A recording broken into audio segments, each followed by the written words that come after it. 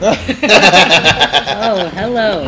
All right, good evening, Guam, Hey. and welcome to KUM News D18. It's the after party, and tonight, No, Woohoo. our panelists from the Balta team, we have Vanessa, Judicpa, and our house analyst, of course, Dr. McNinch, Sabrina Salas-Mentanani. So CCU, my only question for those guys was like, why are the power bills so high? because they're Crazy. making improvements. Yeah, is that what it is? Well, that's what, That's what they say, right? Solution: live off the grid. I guess they're trying to force everyone to go solar, maybe. Maybe. It's tough to be on the CCU, especially if you've got to do things like raise rates. And to be blunt, everybody hurts when they raise rates, but we have to have infrastructure, and Right. the infrastructure has to come from somewhere. And the legislature is too weak-kneed to pass any sort of taxation or fees, and so that's why we have a CCU. Mm-hmm. And the CCU is actually stabilized. I don't know if you remember brownouts, but I do, yeah. CCU stabilized our power and water, and Yeah, Doc, but we all want reliable power and water, but does that mean we have to pay for it? yeah, you actually do. Yeah. That's So- the system. Well, Parkinson was definitely a maverick, I'd say. Didn't make it to the primary. He said, "Oh, let me hop over to the CCU thing," and of Yeah. course, his Platform was lowering utility rates. That's Right. what he mentioned on the show. So. yeah. Any What do you guys questions? think of what he had to say, Vanessa? What did he say? Oh, he had a lot to say. I was particularly intrigued by just his attitude. He's one of the more playful and fun candidates. Yeah, And yeah. he knows how to have a good time, and I think that'll grow on people. Whether it grows on people during this election or not depends. But I mean, he's got the playful attitude that good leaders have, and I think his father certainly was a grand influence on him. Wonderful politician in his own right. So.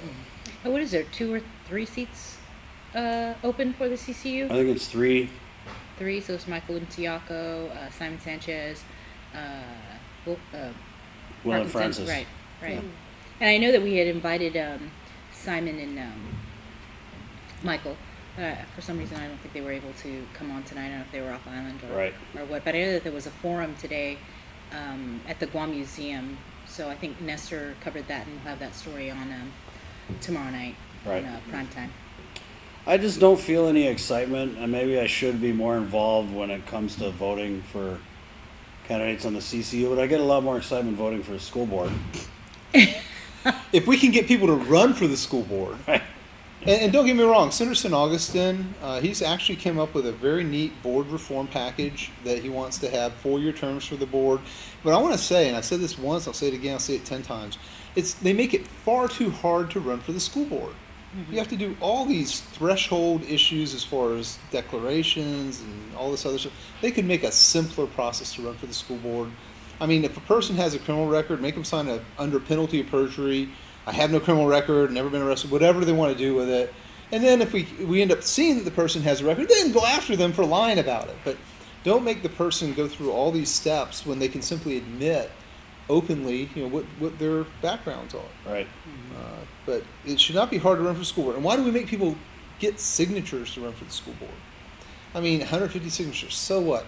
If a parent wants to run for the school board, and that's the most common model for school board member in the country, is a parent who's concerned about their kids or grandparent who's concerned about their kids, make it easy for them to run and then let the voters decide. Right.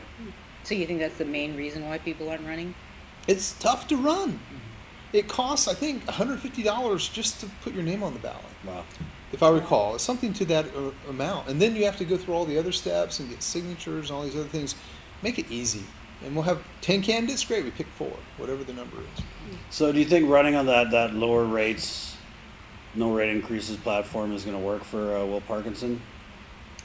I don't think rates are going to increase no matter what Irregardless? you say. Regardless, yeah. Right, yeah. So, It's inevitable. And I think what Francis was saying about the bond covenants and the things that maybe a lot of people don't understand, that, some increases have to happen. Yeah. Anyway, let's get on to the great debate. yeah. So That's what we really want to yeah. talk about. It's going Not to be getting a lot of big engagement on the debate tomorrow. CCU thing, yeah. So just you've been with 5 great debates. So was tomorrow night going to be your 5th or 6th? 5th. Right. This is usually the debate that I, as a voter, I watch it, I pay attention, and I'm not saying it necessarily sways me one or the other, but I definitely prick up my ears, and I think all the voters should, especially watch it. Yeah, on KUAM TV 11, streaming live on Facebook. Right. They can get it recorded on Facebook too, right? Yeah. Oh, great.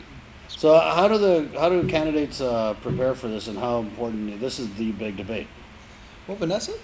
Well, in light of tomorrow's debate, I actually attended the GMA debate, which was a really good one. So you could actually see a very huge difference in the delivery and the knowledge of the issues between the two teams.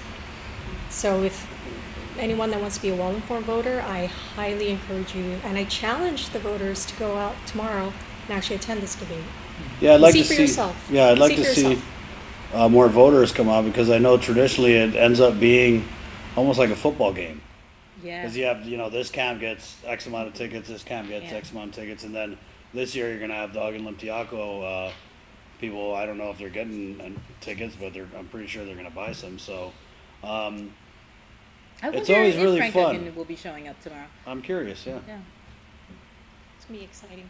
And the thing about this debate is they introduce something new, right, Ron, where the reporters actually get to ask a question, and you're going to be asking a question for KUAM. So what's your question, Chris? Yeah, right. I don't know. It's going to be a tough one, Why though. do you think they introduced that element? Oh, it's a great element. It's one that's borrowed from national media. By the way, this is going to be a great debate tomorrow. It'll be a lot of fun. Yeah. Okay? And by the way, if you're out there and you want to go to a fun event tomorrow night, go down. $15 ticket. Come on. If you can go to a movie for $15, you can go down to the University of Guam and be a part of the experience. Yes. You can feel it. That's the key thing, Yeah. is when you're in that place, I don't care which side you're on or Right. even if you have a side, it's like a big football game. That's what it feels Yes. like. It's And really fun. loud. It's really exciting. The energy. It's an adrenaline rush. Yes. Yeah. it really Sometimes, is. though, I feel like the enthusiasm of the supporters gets in the way of trying to hear what these candidates Well, have that's to up say. to the The moderators, loyalty. to calm Yeah. people down. I'm sure they're Right. going to set the rules, like no, the horns. Burp, burp. No one pays attention at graduations, right? Right, yeah, You're yeah. like, hold it off, and they're like, no, that's my kid up there. Yeah, yeah. so- Because it typically is the last debate before the general election. Do you think the gloves are going to come off? And I thought they were already off. Well, I thought so, okay, yeah, you're right. But Yeah. do you think they're really going to go really hard tomorrow? Oh, I think more than the gloves are going to come off, the masks are going to come off. Yeah. And we're going to see. Revelation. Yeah, we're going to see exactly who these candidates are tomorrow night. And here's the key thing. If we think about it, and you have to understand why we're doing the debate tomorrow night. It's a very, very important sequencing item. October 30th, right? Tuesday night.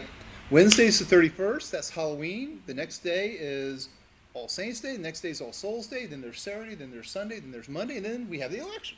So there's hardly any other day we could have it before this election. And so those are like 5 or 6 long party days before, not just party days, but social events, social functions, where people are going to talk, and their opinions are going to go all over the place. And it will affect the leading as a prelude, because you can't be swayed by what the polls say. You really can't, because in the end, those results really don't matter on election day. The only poll that matters is the poll that you walk into on election day. Yes, I concur. And that's certainly, people always make that mistake. Right. Well, And some of those polls aren't showing like clear winner. You're not seeing that 50 plus 1. Right. It doesn't predict anything if Yeah. you think about it. But It's they, still- are, you know they what? can See, though. they can What? predict and push conversation. Yeah. That's the nice thing. And I think that's At the that thing. moment in time. At that Yeah. moment. At that moment in time. It has a right. very What short is it you shelf say? life. Snapshot?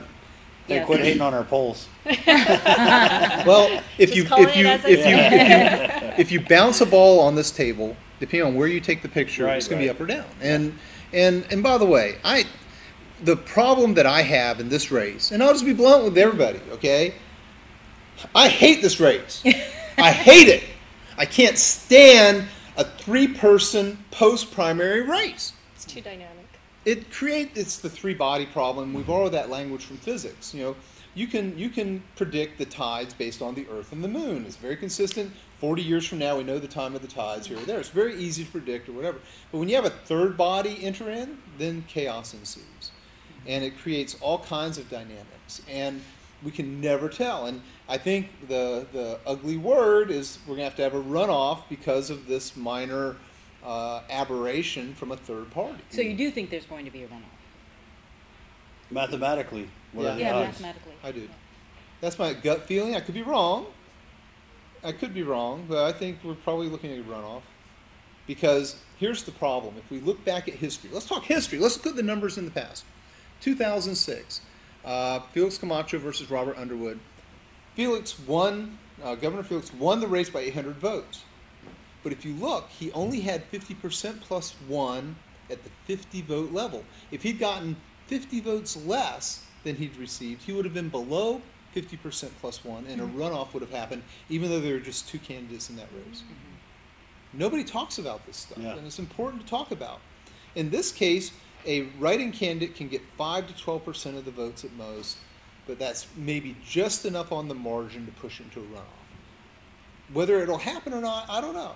I think a lot of people think there will be a runoff, and I think my question is, who's the runoff going to be between? Oh, I think it's clear who the runoff's going to be between.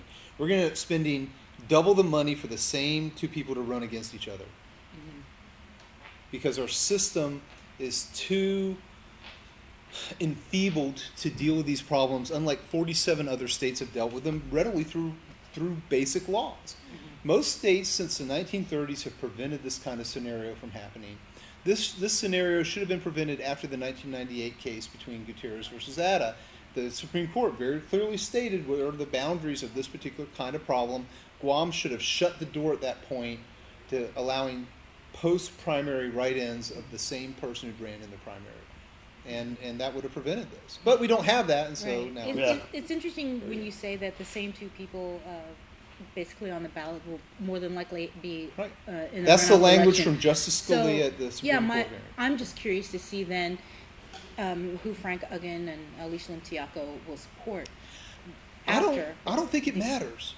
I don't think they have the power at that point. Once the general election's over and people have written them in, then they become free agents at that point, and then they're subject to the forces of their friends and families putting pressures on them to vote for one bubble or the other bubble at that point. I mean, let's say hypothetically it's Lou and Ray in a runoff. I just don't know if Uggan and Tiaco would support Lou then. I mean, they didn't.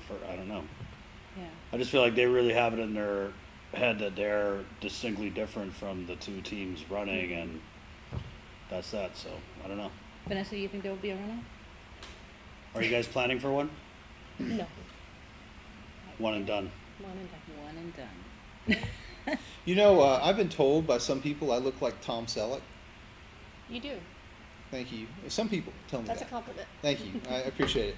The point is, not everybody thinks I look Was like that Tom in Colorado? Selleck. Yeah, probably smoking marijuana afterward. Yeah, right. Let me take off my glasses. That's right. Exactly. The point is, people can tell you anything or say anything or write in anything they want, but then there's the reality, and the reality for me is I look in the mirror and I don't look like Tom Selleck. I don't care what others might say, right? Even if they're trying to compliment me or whatever. It just seems like it's going to be a nightmare on election night if the write-in votes start to trend toward it's going to impact, the gubernatorial election, and then they're going to start to hand count the results. But here's the thing, okay? We got to go back to history again, and history. Never forget the history. You can go on the Guam Election Commission website and pull up all these numbers. Anybody can do this. Anybody with 5th grade math can do this. Any given general election, at the general election for governor, between 5 to 8% of votes are thrown away. That is, somebody's written in or somebody doesn't vote for them or whatever. And so we can expect that margin alone. If that margin is a declared margin, which we don't know yet, then it can cause the reduction of the 50% plus one number to a point where it could split out and reduce either candidate below 50% plus one, which would result in a runoff. Right. I'm going to play devil's advocate here, and I think this election has been so different from almost any other election that we've had, and part of it's because the technology is different. I mean, social media, YouTube, Facebook, WhatsApp, all these different mediums and technologies have played I believe a big part in this election and the conversations that we're having. And I really feel like this write-in campaign is going to be a good litmus test for write-in campaigns and moving forward. Because I feel like it's easier, and I know how you feel in the 5 to 12%, but I just feel like it's easier for more people to know about it, as opposed. I mean, the last write-in campaign I remember was Angel Santos, and we were talking like stencil, plywood signs. You know what I mean? That's a far cry from what's going on now. But let's say even if 20% of people write in, it's still, I mean, it is what it is.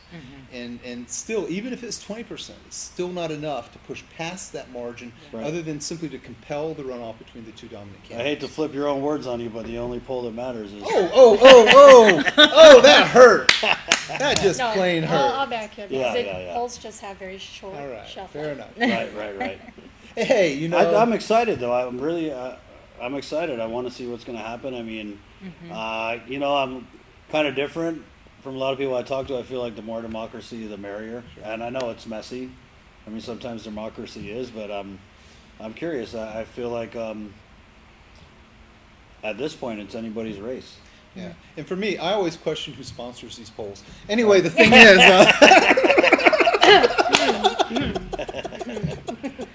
So what? Let's talk strategy going into this great debate. Sure. Well, what do you think? What's Ray's Lieutenant Governor Ray Tenorio strategy going in here tomorrow night?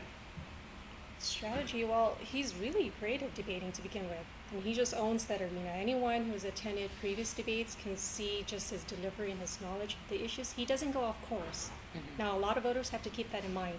Attend these debates, and you'll notice the delivery is there, the knowledge is there. He will not divert or deflect from the question at hand. Right. Yeah, I mean, I tend to agree. Ray's always he's polished. A smooth speaker. Yeah, he's always articulate. Sure. No, and I think that's where he has an advantage over Lou. I mean, ideologically they're very different, but I also feel like Lou is almost always on the edge. You well, know, people like, would have thought that she would have the GMA debate coming from a healthcare background, but she didn't. Yeah.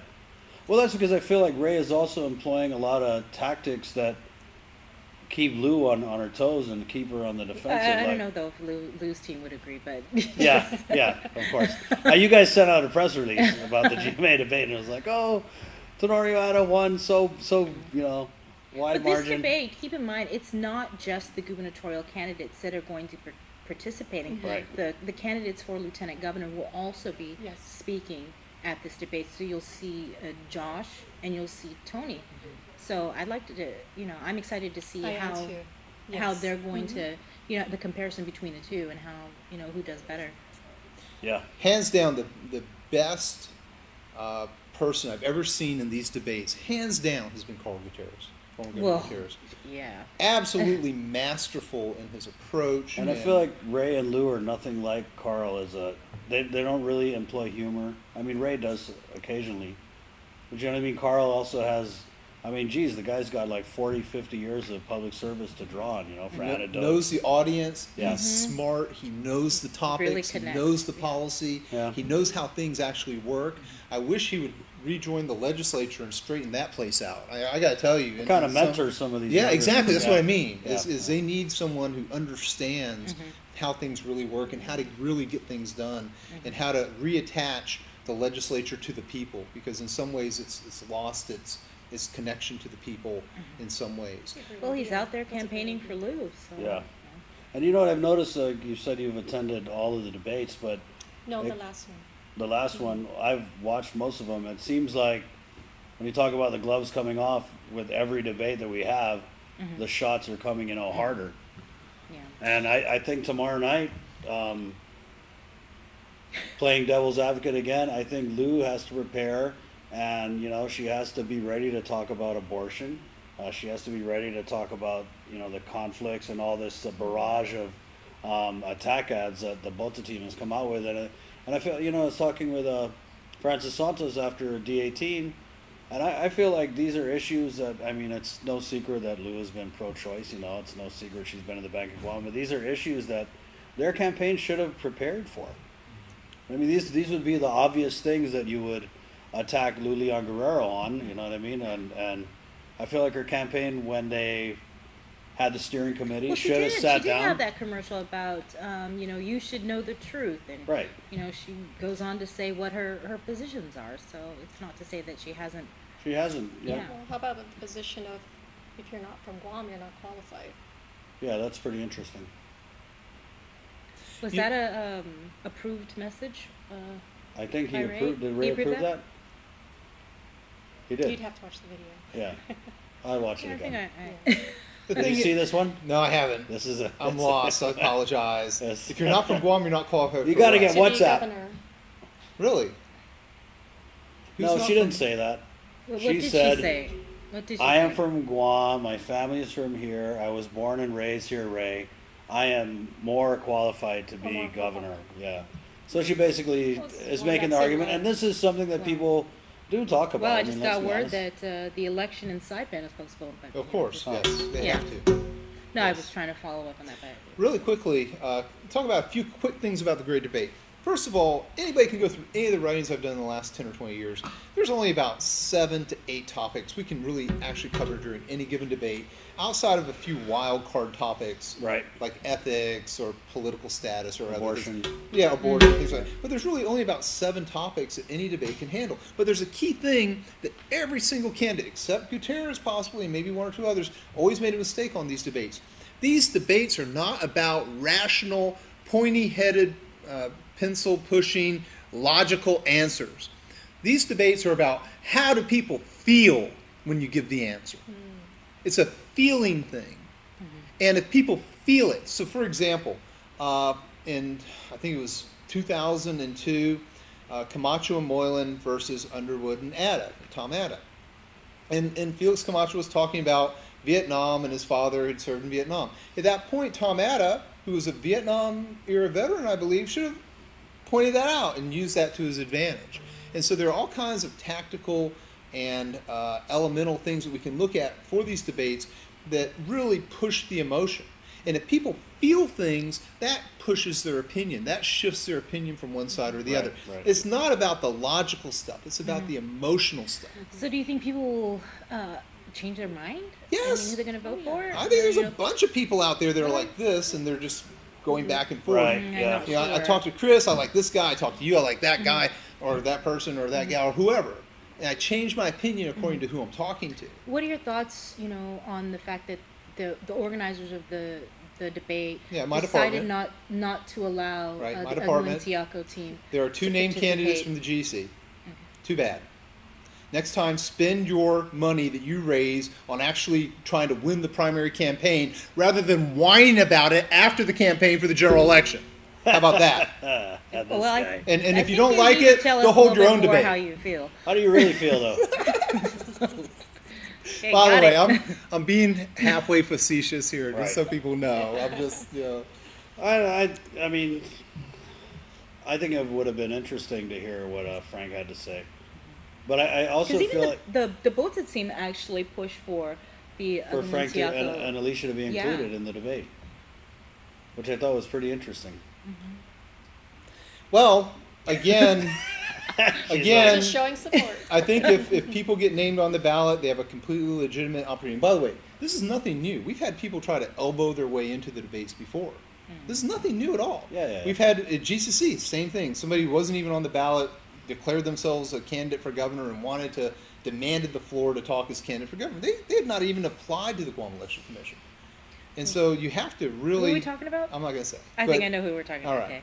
Okay. Anyway, but the point is, if a person's been named by the election commission on the ballot, they have a completely legitimate choice to win. But if you went through a winnowing process to filter out people, then that's a different question.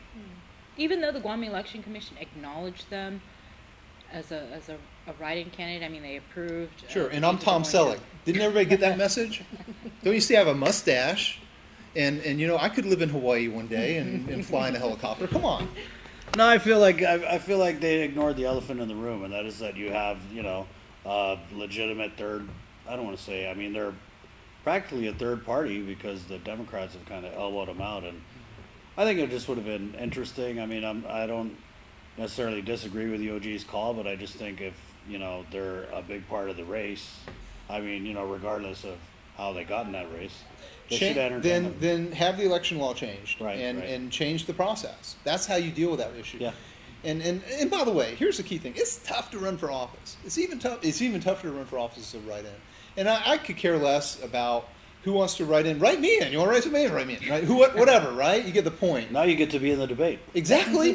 See the point there. Exactly. That's Right. exactly the point. No, I get Why it. don't we ask Sabrina to be in the debate tomorrow? If that's No, but I feel it's different because I gotta the predict it. GEC, they approved a list of the write-in votes that would be accepted. But anyway, turning the page.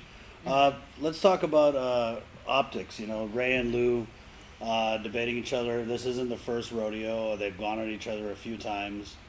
What do you think Lou has to do to come out on top? I think both candidates have to be on their game for tomorrow night. They both have to do everything right. Mm-hmm. They both have to be active and respond and be the persons that they want the public to know that they are. And that is, Guam needs a leader. And whether it's Lou or whether it's Ray or whomever, that person that those people see tomorrow night has to be that person. It's your only opportunity. It's a Right. great debate. Mm-hmm. That's why it's going to be a great debate. You know, I was But like you, I'm chided a excited few for years them to ago. make up. Is it all that great? Mhm. Yeah, it's great. It's a great debate. It is a pretty awesome debate. What about Josh and Tony? I don't want to leave Yeah, them we're out. just saying we're Yeah. excited to also hear what they have Right, to say. yeah. Because Josh is, just like you said, Ray is very smooth, very articulate. Josh is really good. I feel like as Josh well. is a better public speaker than Lou. You said it, I was thinking it. Yeah. No, I do. And, that's not to take anything away from Lou, but, I mean, it's just there's things with her cadence, her delivery. Josh, the guy's a talker, man. I think Tony is a little more folksy, and it's going to be a good contrast. I like all these candidates. I like both teams. I really do. And you They're know really what? wonderful? Yeah, they're more than wonderful. They're fabulous. Fabulous. Yeah, Wow. exactly. Keyword. I think that if they have the guts to run the kinds of campaigns in the general election they're running, and they have the guts to put their name out there and to try and with as much heart as these groups have done, more power to them. Yeah. Right. I think this is a real opportunity. Tomorrow night's a real opportunity for Ray to make up if you don't believe the polls, I think it's Ray's to lose tomorrow night. I feel like going in, Lou's going to have to defend those abortion. I mean, she's going to be backed into that corner. I feel like she still hasn't adequately defended her stance on abortion, which personally, I don't even know why abortion is an issue in this election. I mean, there's so many other, I'm not saying it's not an important issue, but I mean, financial, I could list 10 issues that to me are more important, but they've managed to stick abortion, front and No, center. no, I'm so sorry. Go ahead. What's to defend about it? It's black or white. So it's either. But to me, it's a different dimension. Yeah. The different dimension is the abortion policy issue actually has organized groups affiliated with them that are Right. pushing for policy opinions and stances. That's what makes them different. Right. Than simply just being a symbolic issue like finance. Right. Who's the flag carrier for the finance issue? A legitimate flag carrier, not a Wizard of Oz character that's running around claiming, pay raises are evil or whatever. Right, yeah. A legit group, and we have legit groups on both sides of the abortion issue here, and they're both articulate and they're both active. Right. So, But I mean, Lou, I feel like abortion is 50-50. You know what I mean? You have pro-life, you have there's only two sides to it. no, there's three sides. Okay, what's the third? And don't get me wrong, this is Yeah. a technical political thing. If we look at the kind of issue abortion is, it's what's called a polarizing issue. Right. So you have like 20% here, and you have 20% here, and then you have 60% in the middle. And the 60% in the middle is the rest of us. So each little 20% group cancels each other out. Right. And then the rest of us are in the middle, and we don't really care about it, but we have to put up with both sides quacking about it. Yeah. It's a polarizing issue. Well, I just feel like the only way for Lou to go is to stand up and say, I'm pro-choice, get over it. I don't know. How else would she diffuse this argument? I mean, you've got YouTube channels that are calling her a baby killer. It's just insane. Yeah, it's pretty Like, if you would have nasty told out me there. that abortion would be the main issue in the general election in 2018, I wouldn't have believed you. And it's not the main issue. Well, I mean, It's not. just the main issue for two small factions. Right. No, and I feel like it's kind of taken center stage because there's a lot of issues that, for whatever reason, both sides don't want to talk about. Whoever said politics had to be based in truthfulness and honesty? Yeah. Whoever, right? I don't think anyone ever said Some that. wonderful person probably said that. All I know is it's going to go down tomorrow night. Woo! It's gonna go down. It's It's going to gonna be go down. fun. It's exciting. It's gonna go down. It's gonna be fun, and you know what? Anybody who calls themselves a consumer of politics on Guam, somebody who follows politics, needs to follow that debate closely. Yes. They need to tune in and listen and follow it and make a sure. well-informed decision. Sure.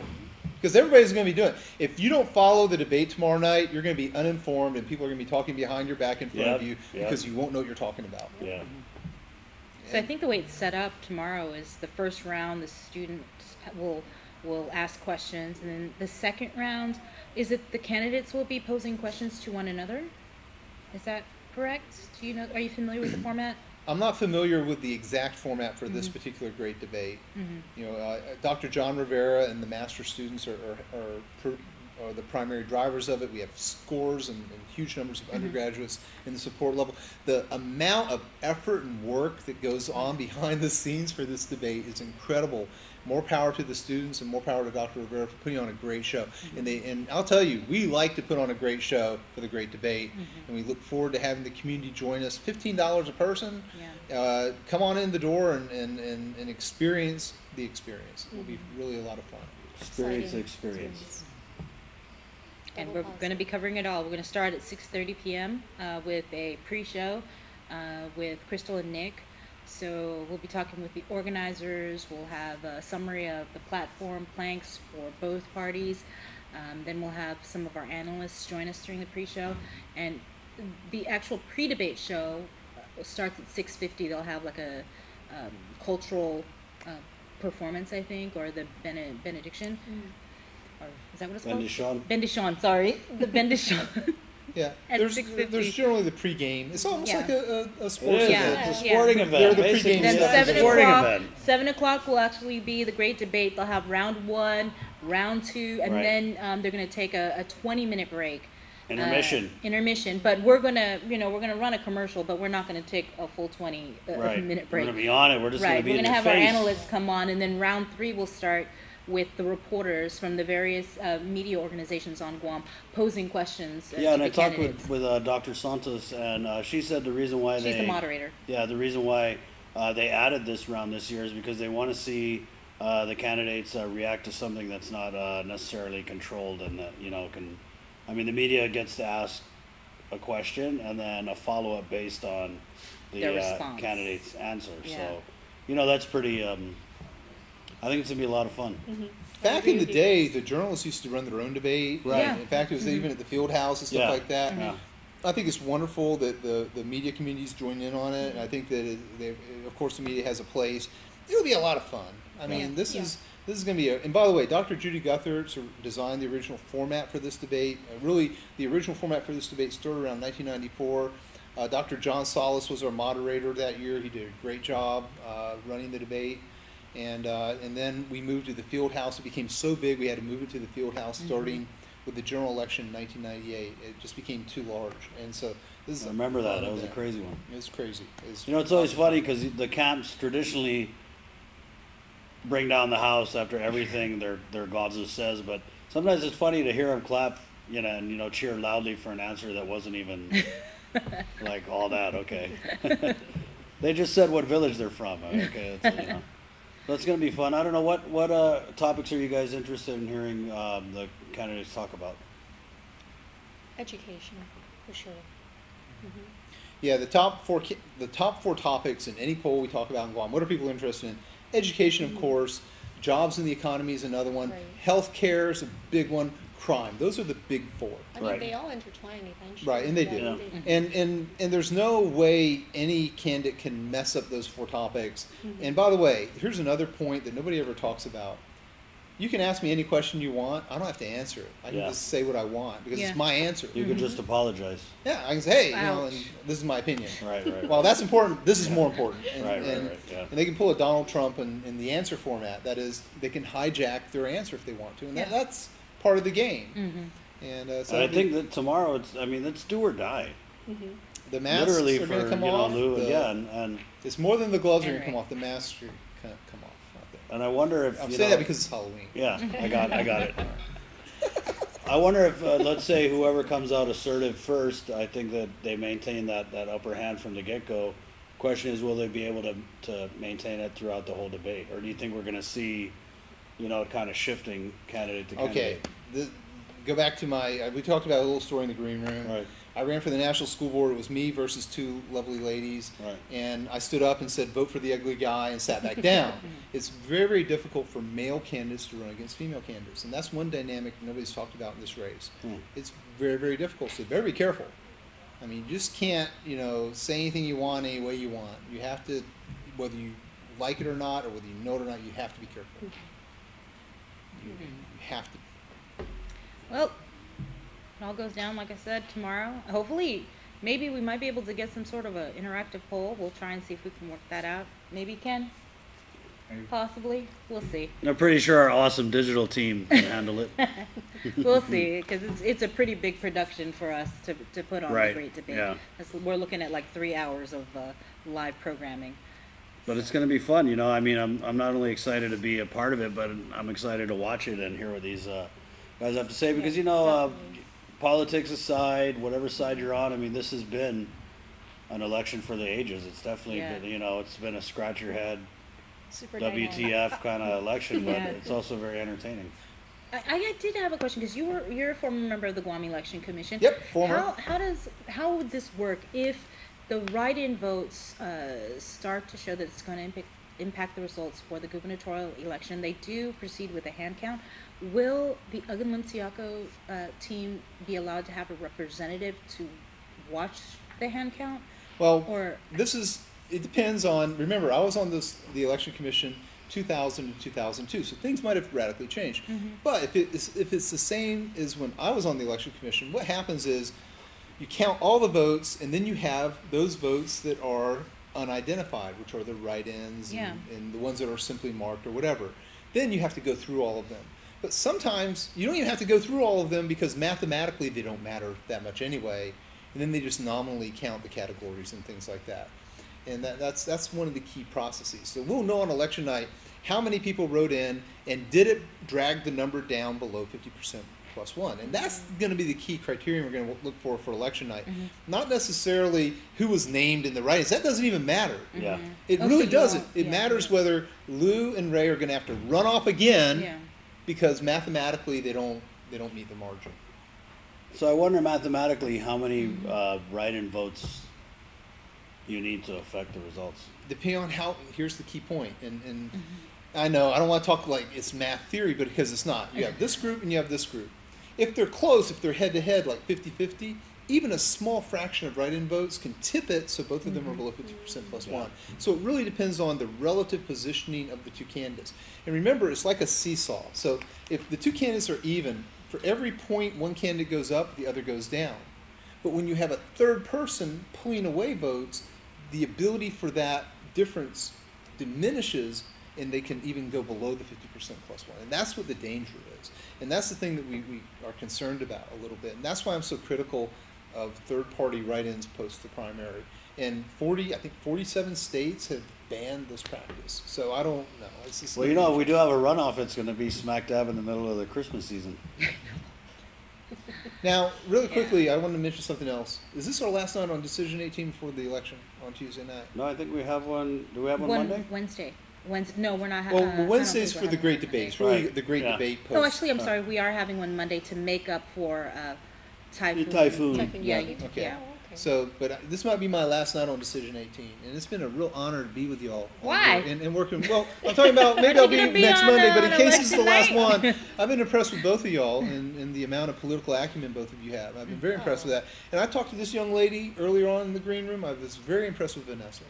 She had a lot of very nice insights and really key opinions about some of these things. I was very impressed. Fun. Wait, you are going to be with us on election night? Of course. Okay. Yeah. But I'm just saying, this is one of the last opportunities I might get to just say, feel good, positive things, because I have feel good things to say. Oh, our Just show's wonderful. going to be feel good, positive on election night. That's wonderful. Yeah. It'll be fabulous. Freaking fabulous. It's fabulous, okay?